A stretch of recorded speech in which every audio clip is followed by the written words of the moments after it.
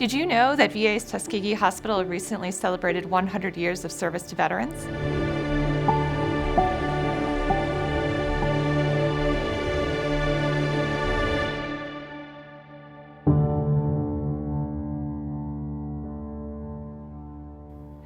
After the Civil War, the central and southern branches of the National Home for Disabled Volunteer Soldiers opened their doors to Union veterans without regard to skin color. The men admitted to these branches found themselves living in two of the nation's first racially integrated federal institutions.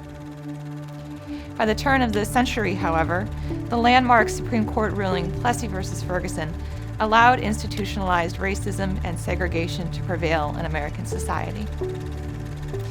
Many veterans' hospitals followed the policies adopted by the military and medical communities and made racial segregation the rule.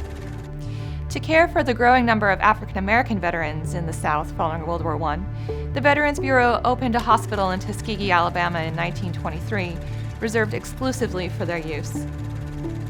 Originally called the Hospital for Sick and Injured Colored World War Veterans, the installation became to be staffed entirely by Black doctors and nurses.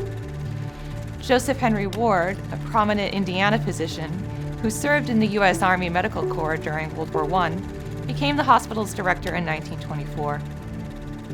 He was the first African American to hold this position in VA history and one of the highest-ranking African Americans in government at the time.